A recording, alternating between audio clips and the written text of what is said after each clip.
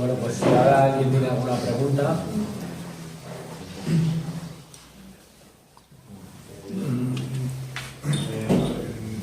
Ahora mismo, ¿en qué fase está para aprobar el TTIP? Tiene que pasar por la aprobación del Parlamento Europeo, ¿no? No, está en una fase muy anterior. El acuerdo todavía no está ultimado.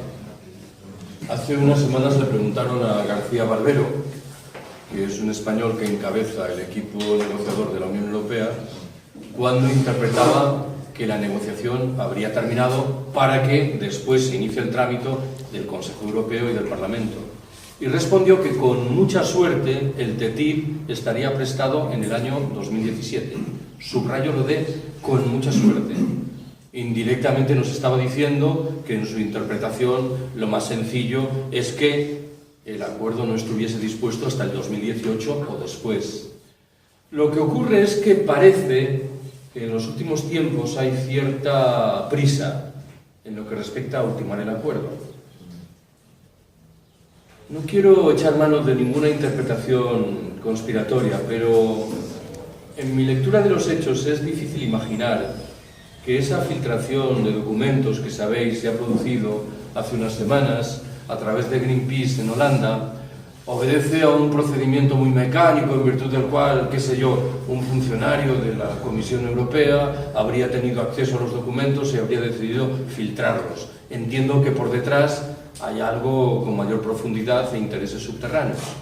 Y entre esos intereses está esta prisa inusitada que Barack Obama parece reclamar en relación con las negociaciones.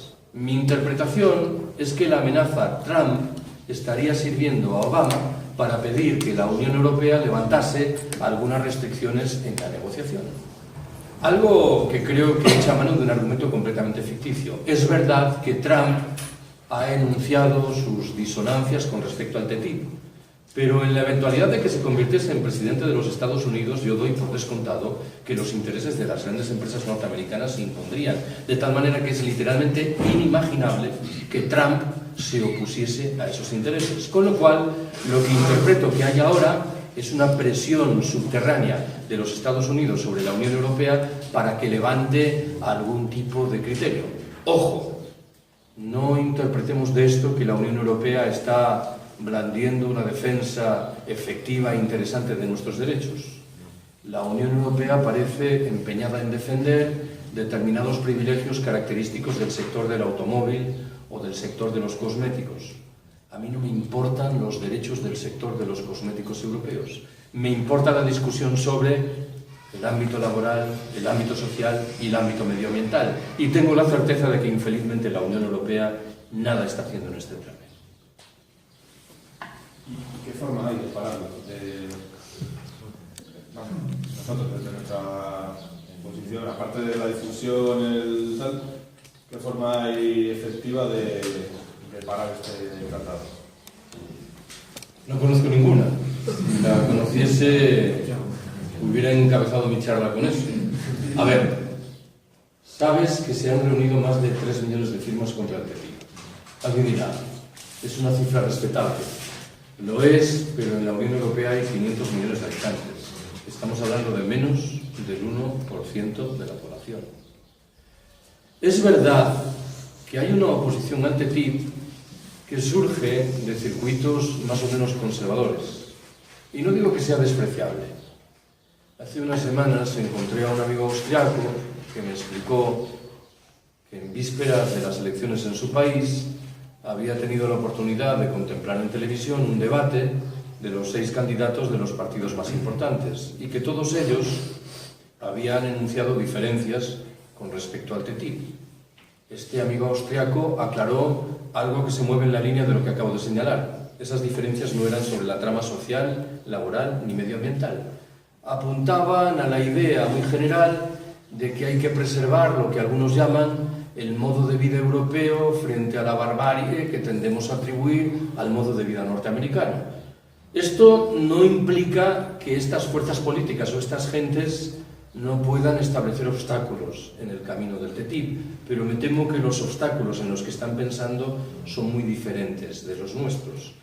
La propia mecánica de ratificación, si los hechos discurren, tal y como yo los he descrito, anuncia que incluso en el caso de que el gobierno de algún Estado miembro de la Unión Europea decidiese oponerse al TTIP, este último saldría adelante. Algo que, bien es cierto, generaría un escenario un poco delicado en la medida en que supongo que lo que intentarían las instancias directoras de la Unión Europea es justificar la tesis de usted es un miembro de la Unión Europea. La Unión Europea ha suscrito a través de un cauce legal un acuerdo de derecho internacional con los Estados Unidos, con lo cual usted, lo quiera o no, está obligado a aceptar este acuerdo. Tontos no son. Lo que tengo que agregar, en fin, es que me parece que la única posibilidad de frenar esto es poner en marcha un activo proceso de movilización social. Pero tal y como están las cosas, me temo que en la mayoría de los lugares la movilización social no brilla precisamente por su presencia esplendorosa, con lo cual, ojalá me equivoque, las cosas no pintan particularmente bien. Sí, a mí, Carlos, me gustaría, si nos pudieras concretar un poco en qué medida afectaría a los servicios sociales, o sea, sanidad y educación, y en qué medida se podría añadir a las reivindicaciones que ya hace unos años, a los recortes de la última etapa de Zapatero y de la de Rajoy, de la marea blanca y de la marea verde, no se podría sumar, que ahora están, vamos, muy paradas esas mareas, ¿no? Pero no se podría sumar una reivindicación no solamente nacional, sino también contra este tratado en esas mareas, en defensa del servicio público, tanto de la educación como de la sanidad, en concreto de la marea verde y la marea blanca. O sea, si nos podrías concretar, o sea, mira, pues en educación, en TTIP, podría ocurrir esto, o en sanidad podría ocurrir esto. Por lo tanto, a partir de ahí, coger una reivindicación añadida a lo nacional y autonómico. Pues podrían ocurrir dos cosas. Una, nuevos recortes. Lo he dicho antes. Si los ingresos públicos retroceden porque los aranceles desaparecen, los recursos que se destinan a financiar la sanidad, la educación y las pensiones se reducirán también. Algo que en buena ley debe conducir a nuevos recortes. Lo segundo, medidas legales que facilitan los procesos de privatización. Y no solo eso, que dificultan eventuales procesos de renacionalización, recomunilización, o como queramos llamarlo, de los servicios. Creo que, en efecto, estas son dos materias de suficiente enjundia para que las mareas o lo que fuere incorporasen una contestación del TTIP. Y, de hecho, no sé por qué no lo han hecho, si es que no lo han hecho hasta ahora, porque yo no lo estoy siguiendo. Claro, no olvides que en el estadio actual lo del TTIP plantea un problema en términos de movilización. No es un acuerdo efectivamente ultimado. Es algo que va a venir y cuyos perfiles podemos razonablemente intuir. Pero movilizarse en torno a un acuerdo que todavía no está resulta moderadamente difícil. Esto intuyo de todas maneras que forma parte de la mecánica general de imposiciones que padecemos. Es, por decirlo de otra manera y echando mano de un ejemplo, lo que ocurre con el AVE. La gente solo se da cuenta de las miserias del AVE cuando el AVE está construido y descubre que el tren deja de parar en la estación de su pueblo y que viajar a Madrid o Barcelona está al alcance de unos pocos ricos, ¿no? Pero, como quiera que la obra y el tren está ya ahí, tirarlo para atrás es extremadamente difícil. Tengo la impresión de que los grandes estrategas juegan con procesos mentales como estos, pero en efecto, sería muy interesante que las mareas se pusiesen las pilas. Por cierto, no sé si en Segovia hay una plataforma. Aquí tenemos la suerte de que la gente de la marea blanca, en concreto Enrique, son los que están moviendo más el tema del TTIP. Y la verdad es que no sé si quieres aportar algo, porque la verdad es que... Son por alusiones, ¿no? Porque yo llevo 2 meses recorriendo los pueblos del TTIP y la marea blanca pues está detrás de gran parte de la información que se ha difundido por aquí. Y hace 2 semanas hubo un encuentro de movimientos sociales en la Plaza Mayor donde se juntaron las mareas y se habló del TTIP, entre otras cosas, ¿no? Yo que estabas en Cantalejo, que está en Cantalejo la semana pasada. Por ejemplo, Vamos, yo creo que está claro, el panorama le has dibujado muy bien, ¿no? Hay dos amenazas muy grandes, ¿no? Una que es blindar lo que está ocurriendo. Un tratado como el TTIP va a blindar todos los procesos de privatización, de externalización que se han venido llevando a cabo, porque esto, en concreto en sanidad, lleva funcionando desde hace mucho tiempo, es decir, lleva mucho tiempo oyendo que esto es insostenible, que hay que cambiar el modelo, etcétera, etcétera, y se han dado pasos. De hecho, las mareas nacieron en el año 2012, pues al hilo de la privatización y del cambio en el tema del derecho a la atención sanitaria. Y esa es la primera cosa. Y el otro tema es que de la información que nosotros hemos recogido y la que vamos difundiendo, hay tres amenazas fundamentales, o las articulamos en estas. La amenaza a la salud como consumidores, está claro por el tema del principio de precaución, que lo has explicado muy bien. El tema de la industria farmacéutica, que va más allá del tema de las patentes, va al tema de la liberalización de precios, por ejemplo, un sistema regulado de precios como el que podemos tener aquí de los medicamentos, en el cual el Estado paga un porcentaje a las personas, es un proteccionismo que hay que quitar. Entonces, el tema de los precios, el tema de los ensayos clínicos, el tema del principio de precaución respecto a las farmacéuticas, y el otro, que yo creo que es el más preocupante, es el tema de la atención sanitaria y los servicios sanitarios. Esa frase la hemos visto escrita en algún sitio. Cualquier sector que se pueda privatizar o pueda ser susceptible de negocio es objeto del TTIP, y eso lo ha dicho Luis de Guindos. Entonces, un sistema nacional de salud, como lo entendemos aquí, es un monopolio.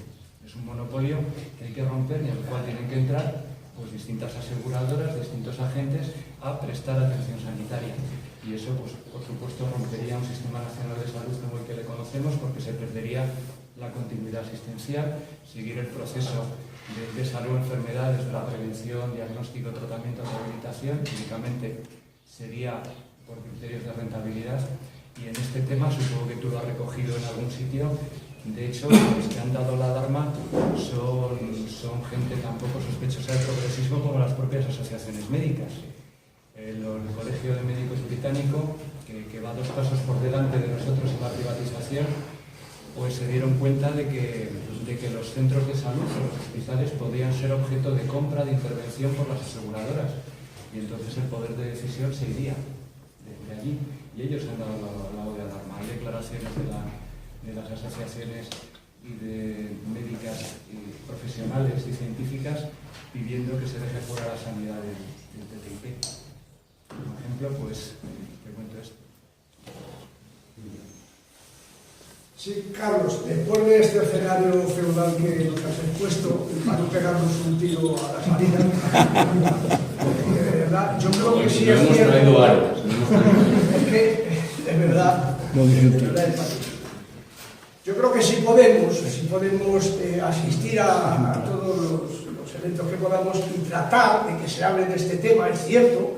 El otro día me sorprendió que, bueno, pues a un director de un colegio público, y lo digo porque parece ser que el nivel intelectual y académico es superior a mí. Él no sabía lo que era el TTIP, por ejemplo. Y digo yo que, ¿por qué no se hacen, si se pueden, actos más de este tipo, para propaganda y asistir ahora que va a haber mucha convocatoria y muchas llamadas a reivindicar y intervenir con este tema? El otro día en la plaza solo hubo una persona, un acto y una persona que hizo mención del TTIP y habló de él. Yo creo que es la única salida que nos queda, el asistir allá donde podamos y sacar el tema, aunque no vaya en orden del día, para ponerle contra las cuerdas al que nos quiera vender la moto. Y recordad lo que tú has dicho, el PSOE dice, no hay, la peor de las mentiras son las verdaderas a medias. En este caso, el PSOE dice que no está a favor, pero con matizaciones. Con matizaciones. Para luego, la que tú has dicho, lo que dije que no, pues que sea que sí. En fin, ya te digo, yo creo que para luego salir ahí y tirarse a la mesa, me acabo de mencionar algo, yo creo que tenemos que tener, yo qué sé, asistir a donde podamos y si se puede hacer alguna charla, estar más, para que la gente sepa. Lo tenemos muy difícil porque los poderes están en contra, porque están a favor de ellos, no en contra. Y los medios están en manos de quien están. Y claro, por eso no se menciona esto a nada. Y es cierto que ahora, después de lo que ha dicho esto de Griffiths, y se ha salido un poquito, pero también dijo que Obama quería que antes de irse quería dejarlo ya zanjado. En fin, unas historias que no sé, que pasaría aquí con ánimo y no abatidos. Bueno, me parece que tu propuesta es mucho más interesante que lo del suicidio ese. Yo la apoyo, Perdona, pero yo creo que Jesús no ha hecho relación al suicidio. Ha dicho que nos pegamos un tiro. Supongo que será otro tipo de tiro. Claro, yo pensé que decías que era un tiro que te pegaba a otra persona en la salida ya por pacto mutuo, ¿no? Que implica ese suicidio. Sí. Una pregunta, antes has mencionado y es bastante evidente que el TTIP, como le llamas tú, yo me he acostumbrado al TTIP, va contra otros poderes como son China y Rusia. ¿Cómo ves tú que pueda evolucionar esto en el horizonte de los conflictos locales? No te lo voy a nombrar porque sabes, estoy hablando por ejemplo de Oriente Medio, que está a punto de desequilibrarse, la gente no lo sabe, que están a punto de luchar contra ellos Rusia y Estados Unidos. ¿Cómo ves tú que pueda ser la reacción de China y de Rusia si se aprobase el TTIP, que se excluiría de grandes mercados como bien aquí? ¿Cómo se puede hacer esa Ya, no lo sé, es un terreno muy nebuloso, ¿no? Si el TTIP genera una nueva guerra comercial, que parece que eso va a ocurrir, ¿qué perfil asumirá esa guerra comercial? El argumento que me viene a la cabeza inmediatamente es que tampoco creo que esa guerra comercial fuese a tener un perfil particularmente importante. ¿Por qué? Porque el escenario económico y comercial internacional se ve marcado, pese a las apariencias, por intereses creados mutuos que hacen que todos los agentes tengan que moverse con mucha contención. ¿Qué quiero decir con esto? Bueno, supongamos, y no es mucho suponer, que el TTIP daña las posiciones comerciales de China y que China asume represalias. Claro, China es un acreedor importantísimo de la economía norteamericana, con lo cual unos y otros tendrán que mirar dos veces qué es lo que están haciendo. Cuando hablo de esto, pongo siempre un ejemplo que me parece que es de libro. Probablemente recordarás que en 2006 y 2009 hubo dos crisis del gas entre la Unión Europea y Rusia, derivados, en los dos casos, de desavenencias comerciales. ¿Cuál era el precio que Ucrania debía pagar por el gas ruso? ¿Cómo debía saldar Ucrania su deuda con Rusia? Esas desavenencias comerciales provocaron la interrupción de los suministros de gas rusos a la Unión Europea durante unas horas o durante unos pocos días. En 2014 hubo una guerra en toda regla en Ucrania, con 3.000 muertos, y llamativamente, en momento alguno se interrumpieron los suministros de gas. ¿Por qué? Porque la Unión Europea estaba interesada en seguir percibiendo esos suministros, y a Rusia no le interesaba en modo alguno dejar de percibir las divisas fuertes que obtenía a través de sus ventas de gas natural. Por eso confieso que aunque creo que habrá inevitablemente desavenencias comerciales, lo serán con perfil contenido. Si mi diagnóstico es certero y el TTIP no rompe de manera tan abrupta las reglas del juego que China y Rusia se ven obligadas a asumir conductas a la altura de esa ruptura. Pero no estoy en condiciones de ir demasiado lejos en lo que respecta a pronósticos sobre lo que esto puede suceder. En cualquier caso, es una dimensión importante. Creo que es verdad que cuando discutimos sobre el TTIP, de manera lógica, le prestamos atención ante todo a la dimensión laboral, social y medioambiental. Pero esta otra, que está en la trastienda, tiene también su relieve, entre otras razones por una muy prosaica. Es uno de los elementos fundamentales que explica por qué surge el TTIP. El designio de recuperar para las potencias occidentales un protagonismo comercial que con toda evidencia han perdido en los 10 o 15 últimos años. Gracias. ¿Sería relevante o hasta qué punto sería relevante lo que puede pasar en el Reino Unido, que yo creo que es algo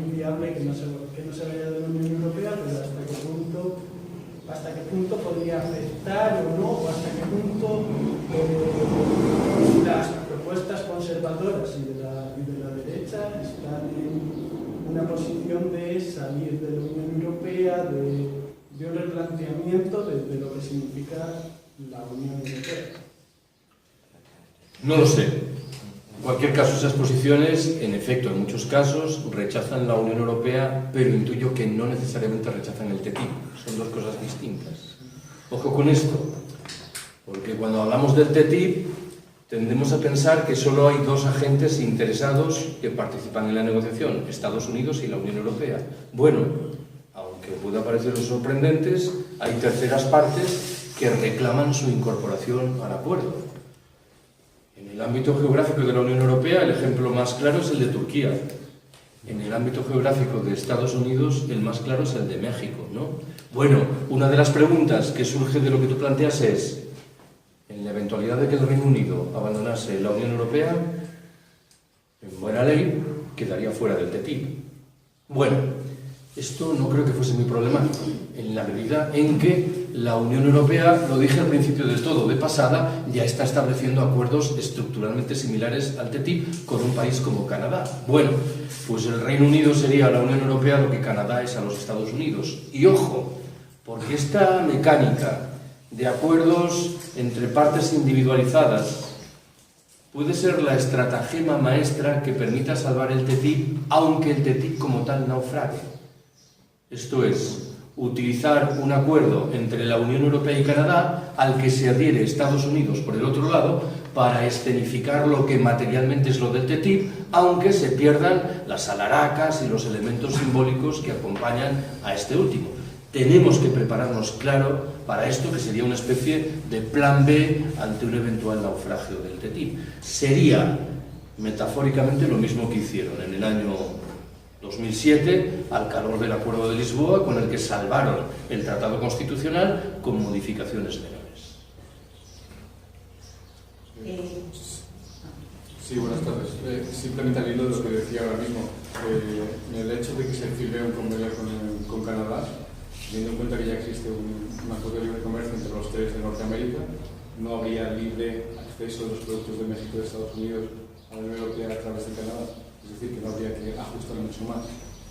De hecho, incluso en el caso de México, podrían estar colando productos, digamos, con muchos niveles de dumping social, medioambiental o laboral, ya a través de este acuerdo con Canadá, incluso con Estados Unidos. En efecto. Finalmente, antes, por echar mano de otro ejemplo, he subrayado que es verdad que la presencia de transgénicos en los supermercados en la Unión Europea es menor que en los Estados Unidos, pero no es tan baja como nos quieren hacer creer, en parte en virtud de prácticas como las que tú mencionas, transgénicos que han ido penetrando al margen de las legislaciones en virtud de esta mecánica de acuerdos de libre comercio. En efecto, es así. en el caso contrario, aquí en la Unión Europea, ha firmado un acuerdo con Estados Unidos o con Canadá, teniendo en cuenta que existe el EEA, el European Agreement, no sé cómo se llama, con Islandia, con Noruega, con Liechtenstein, estarían también abiertos estos mercados a los productos que entrasen sin mayor limitación y mayor firma por parte de esos otros países. Lo que ocurre es que en el caso de estos tres estados que has mencionado tendrían al menos la potestad de negarse, ¿no? De decir, yo denuncio este acuerdo. Antes he sugerido, y admito que mi argumento es un poco especulativo, que en el caso de que algún Estado miembro de la Unión Europea decidiese rechazar el TTIP, en virtud de determinado razonamiento no podría hacerlo. He echado mano de ese argumento que dice, el TTIP es un acuerdo de derecho internacional que firman legalmente las instancias directoras de la Unión Europea y los Estados Unidos. Y como tal, obliga a los Estados miembros acaten o no el TTIP, ¿no? Admito que esto que digo ahora es discutible. ¿Por qué? Porque en efecto las legislaciones de determinados países contemplan que un acuerdo internacional que tenga efectos en materia de modificación de esas leyes debe ser objeto de discusión por los parlamentos respectivos, con lo cual lo que se anuncia ciertamente en el caso de que el TTIP entre en vigor son demandas ante el Tribunal Europeo correspondiente sugiriendo que aquí hay ilegalidades manifiestas, algo que podría no sé si soy muy optimista, retrasar al menos la aplicación del acuerdo, pero me temo que tal y como van las cosas no hay que ser muy optimista. Probablemente el acuerdo entraría cautelarmente en funcionamiento y después se examinarían esas demandas. Ante esto, varias cosillas, dudas. El Europarlamento no tiene capacidad de, si se niega, mandar a un proceso de conciliación con la Comisión, sino que el Consejo Europeo podría imponer su autorización. Es lo que dice el rumor. Si un país en el Consejo Europeo se niega, veta, no puede vetar. No hay una unanimidad en este... No, acuerdo. En el Consejo Europeo toman asiento los jefes de Estado. ¿Qué significa esto? Significa que si Rajoy decide respaldar el TTIP, lo que se interpreta es que los 46 millones de ciudadanos españoles lo están respaldando. Y esto implica que en el Consejo deberá hacerse valer una mayoría del 55% de los estados, 16, y el 65% de la población. En lenguaje más llano, que si Alemania, Francia y el Reino Unido respaldan el TTIP... O sea, que es mayoría cualificada, no unanimidad. En efecto, es muy importante subrayar que aquí no hay unanimidad, que lo que se contempla es un procedimiento que por un lado coloca en manos de los jefes de Estado la representación de todo el voto de sus países y que no obliga a que los 28 Estados miembros refrenden el acuerdo. Siendo un tratado internacional debería asimilarse como legislación básica del Estado. Si entra en conflicto con la Constitución, con algunos preceptos constitucionales, habría que cambiar la Constitución como se cambió con el Tratado de Maastricht. Eso implicaría que o bien se hace a nivel de Congreso o bien de referéndum. ¿Se haría? Bueno, supongo que hay dos vías de resolver esto. Una demanda del Estado en cuestión solicitando la retirada del TTIP, u otro, un procedimiento de imposición al Estado en cuestión obligando a reformar sus leyes. Son las dos opciones. Intuyo que manejan más bien la segunda, pero la primera legalmente es irreprochable, ¿no? Podría hacerse valer. En cualquier caso, lo que me importa subrayar es que en la perspectiva de ninguna de las instancias directoras de la Unión Europea está la palabra referéndum. Lo que vivimos en el año 2005, en el año 2006, no está en este horizonte. ¿Por qué? Pues porque intuyen que si hubiese referendos con debates públicos más o menos abiertos, los perderían de calle. Esto es evidente. Y una más, porque no quiero monopolizar, pero como más. Si en algún momento modificásemos la Constitución de esas cositas que pasan, teniendo en cuenta que si hay alguna normativa estatal que puede entrar en conflicto con el TTIP y nosotros modificamos la Constitución incorporando algunos preceptos como, por ejemplo, principios básicos como salud, educación, etcétera, que estén dentro de la norma básica, eso tendría que estar aprobado también frente a TTIP porque entra en conflicto. No lo sé. Es que estamos a unos niveles que es como, muy bien, nuestra norma básica, fundamental, si nosotros la aprobamos y la aprobamos por referéndum incluso, tendría que ser ratificada por la normativa o por los tribunales que surgiesen al calor del TTIP. Es absurdo. Quiero decir, llegamos a unos niveles que no sé si algún posicionalista... Pero lo ha retratado bien, es así. Podría... No, pero no solo eso. La mecánica general que antes describí de pasada, que dije, el TTIP implica que cualquier norma legal aprobada por cualquier poder legislativo en cualquier Estado miembro de la Unión Europea, desde el Parlamento de la Unión hasta un municipio, tiene que ser revisada para establecer si contradice o no lo que estipula el TTIP. Es una restricción dramática de soberanía que invita literalmente a la desobediencia civil. Por eso antes he colocado por delante este concepto. Bueno, los libertarios hablamos de acción directa, pero me da igual. Implica contestar que esa ley sea obedecible, ¿no? Y nos están diciendo, si ya tenemos suficiente farsa en el juego democrático, de tal manera que elegimos, bueno, quienes lo hagan, a sus representantes, para después comprobar que nuestros representantes tienen capacidades muy limitadas en la medida en que las decisiones importantes quedan en manos de formidables corporaciones económico-financieras, la nueva vuelta de tuerca implica que esto será manifiestamente legal, toda vez que las leyes que vienen de arriba se impondrán sobre la capacidad de decisión de parlamentos democráticamente electos. Algo que entiendo yo que es una exhortación indirecta a la rebelión, en efecto.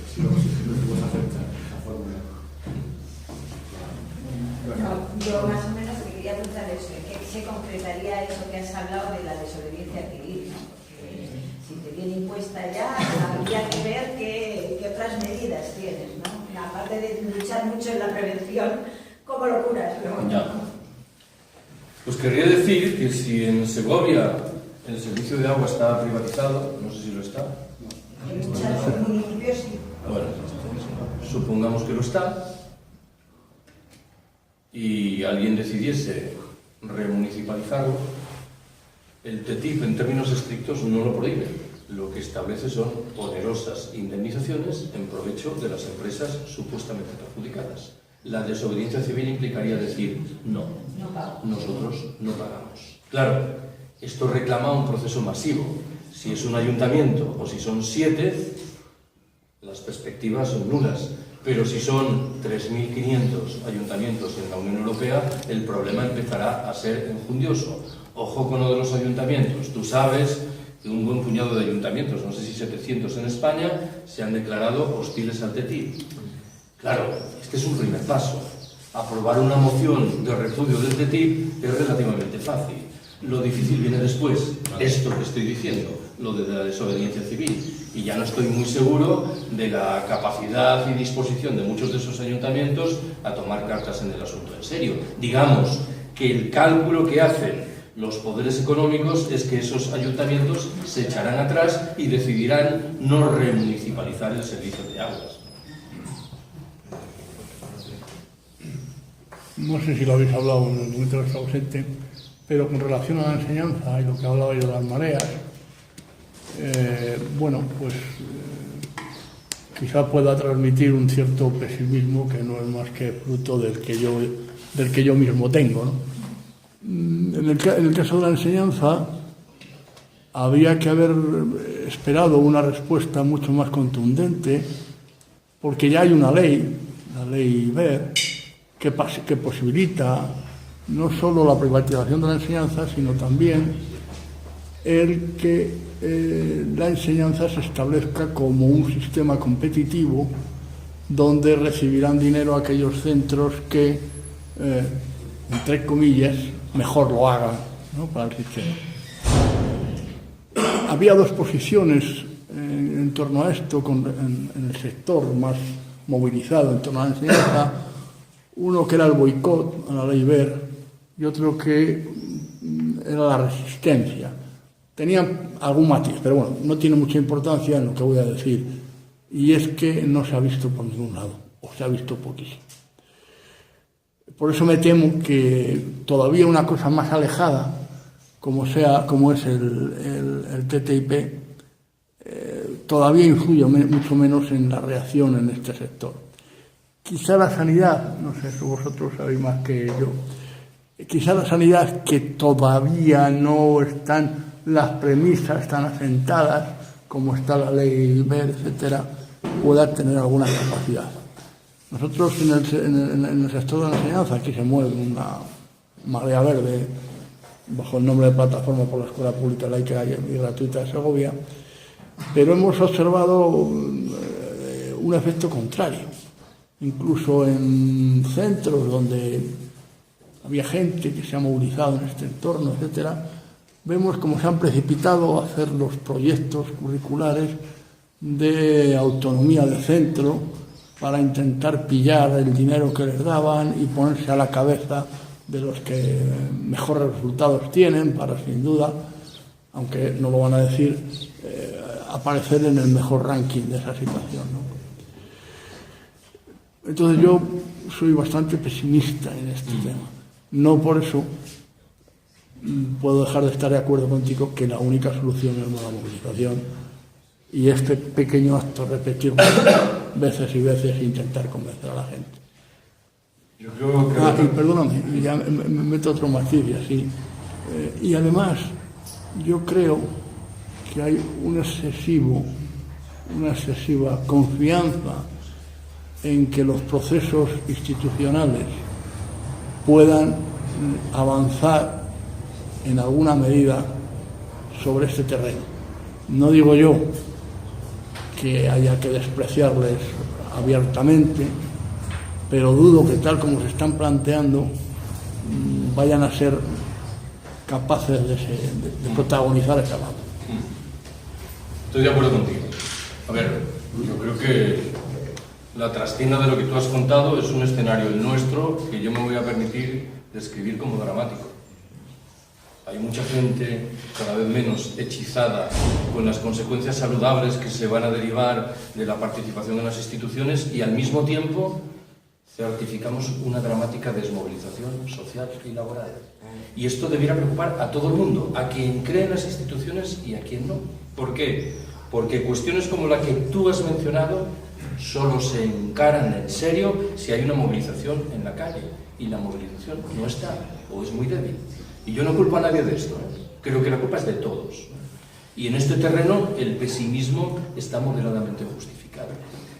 No solo eso, tú dibujas un ejemplo que me parece interesante porque no solo remite a la lógica tradicional de la privatización y de los recortes, sino a esto de la competición. Yo voy a estar por encima de los demás. Eso lo lleva a que funcionen en esa clave mental y se adapten rápidamente, aunque estén en contra de los recortes y estén en contra de las privatizaciones. Y sin embargo eso puede ser tan grave como lo otro, ¿no? Este mecanismo de hipercompetición que escapa por completo a cualquier tipo de reflexión racional sobre dónde estamos. Siguiendo con este mismo tema, me ha parecido absolutamente crucial porque es el tema de fondo, la distinción que has hecho, vieja distinción, entre hablemos de régimen o hablemos de sistema. Ese es el quid de la cuestión. Estamos enzarzados, en el mejor de los casos, y en muchos casos necesariamente también, en cuestiones de régimen. A veces de regímenes locales, muy localistas incluso. Pero el sistema se nos escapa. Es difícil pillarlo, obviamente, porque tener planteamientos sistemáticos o sistémicos no es fácil, evidentemente. Y no solo por cuestión de información, sino por las lógicas que subyacen a todos los sistemas. Evidentemente, hasta ahora, todas las grandes transformaciones sistémicas de la cultura occidental han surgido fundamentalmente de pastos posbélicos. Fundamentalmente. Desde la guerra de los 30 años, las dos últimas, etcétera, etcétera, ¿no? En cambio, es curioso, ahora hay una remodelización del sistema a través de la negociación comercial. Por eso me parece muy, muy interesante la idea que tú decías antes de la guerra comercial. Muchos aspiraban, pero bueno, a lo mejor algunos sí, hablaban de la famosa Tercera Guerra Mundial, etcétera, etcétera, y algunos hemos dicho que la Tercera Guerra Mundial ya está. Si la tenemos aquí, el único problema es que hemos cambiado de sujetos, de armas, de escenario, etcétera, etcétera, etcétera.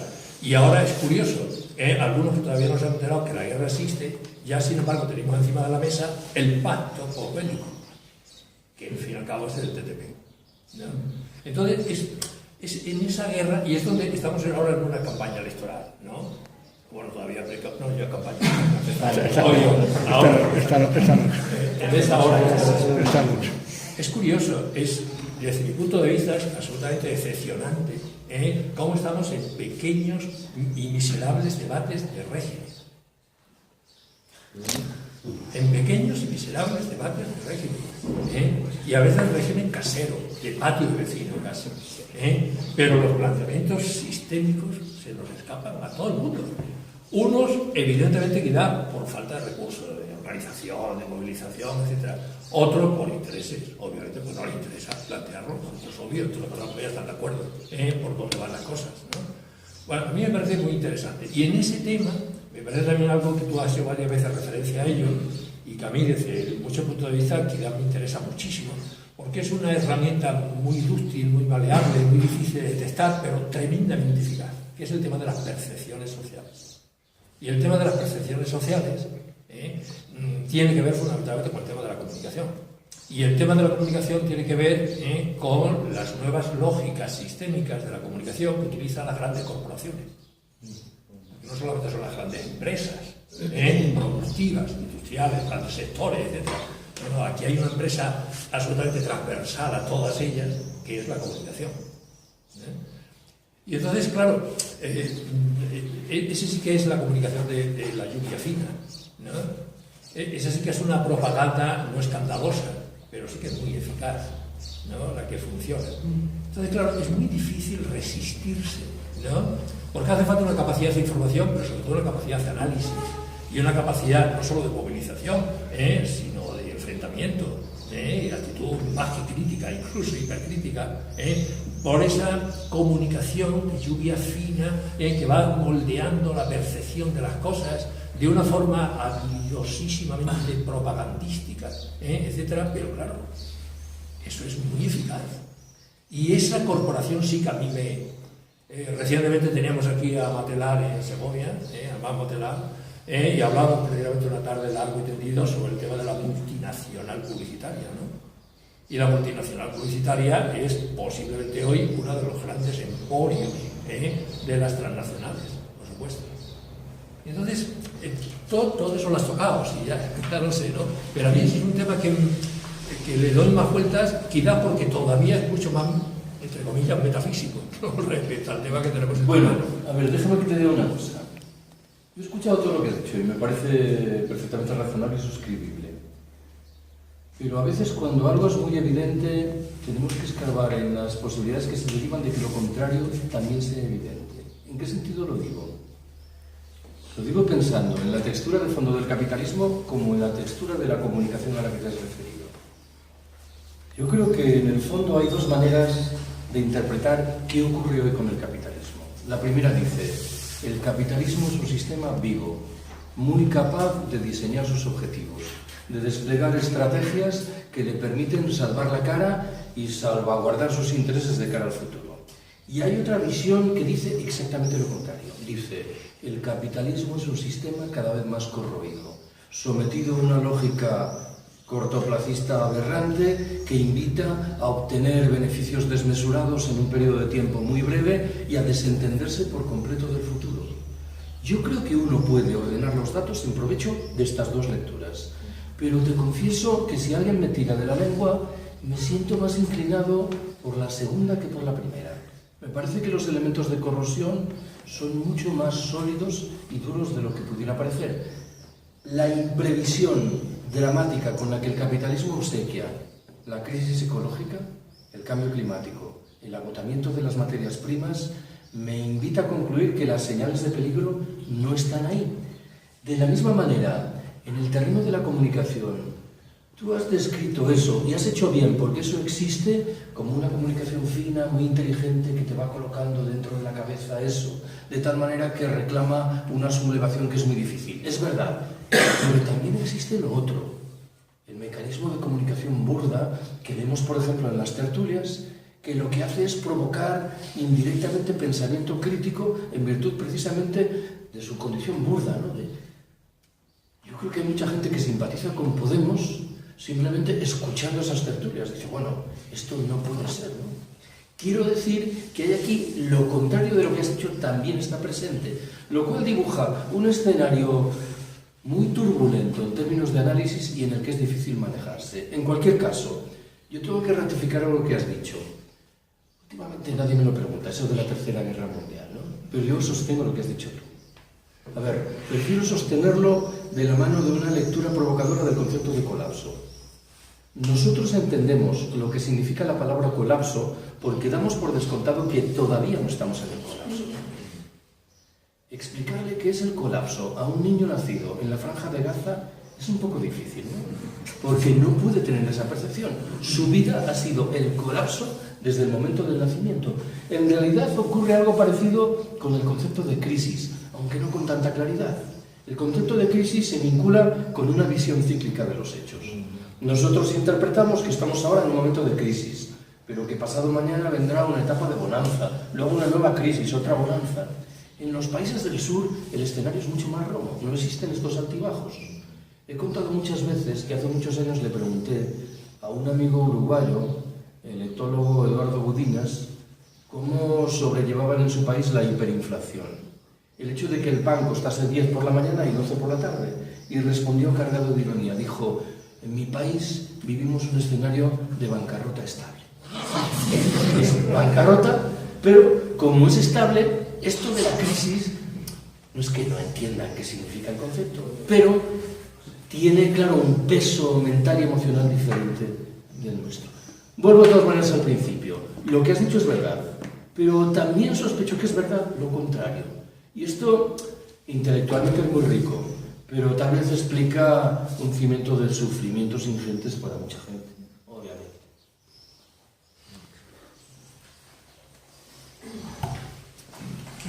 Bueno,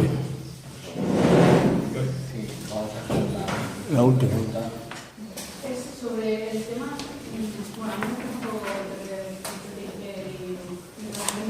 pero sobre lo de la guerra comercial, ¿qué cambia que haya un TTIP? Si la guerra comercial no entiendo que ya está, las nacionales y las multinacionales ya tienen el poder, aunque ahora lo puedan tener más porque los gobiernos deben de tener aún más el poder del juego que tienen.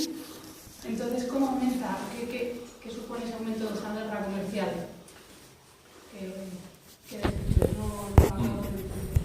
Entiendo que supone una política encaminada a mejorar las perspectivas de nuestras multinacionales, en detrimento de las multinacionales de otros. Las multinacionales chinas, rusas, brasileñas o sudafricanas. Digamos, en esta dimensión, el TTIP sería, creo que lo dije antes, un esfuerzo encaminado a recuperar para las potencias occidentales tradicionales el protagonismo comercial que han ido perdiendo, que tiene tal vez su mejor reflejo en la inutilidad manifiesta de la Organización Mundial del Comercio. La OMC la crearon hace 20 años bajo el impulso de los intereses de las transnacionales occidentales, con la vista puesta en imponer reglas del juego en todo el planeta. No en imponer, en ratificar las reglas del juego que ya había antes. Pero la OMC ha acabado por ser una especie de instancia inútil, en la cual no se alcanzan acuerdos porque las economías emergentes han decidido plantar cara. Ojo, no nos engañemos en lo que respecta a la condición de las economías emergentes. No me gustaría que nadie interpretase que yo estoy olvidando lo que hace China en el África subsahariana, que es tan miserable como lo que hacen nuestras empresas. Como no me gustaría que nadie interpretase que estoy sugiriendo que Vladimir Putin, el presidente ruso, es una especie de Che Guevara del siglo XXI, digamos. Creo que no preciso explicar estas cosas. Obviamente no es así. Los intereses son tan mezquinos en un caso como en el otro, pero ciertamente el impulso de países como China, la India, en menor caso Rusia, ha roto determinados privilegios de las transnacionales occidentales y éstas estarían aspirando a recuperarlos, de la mano de un acuerdo que, lo dije en algún momento, es aparentemente neutro e inocuo, quiere promover el libre comercio, pero lo quiere promover claramente restringiendo las posibilidades de los competidores.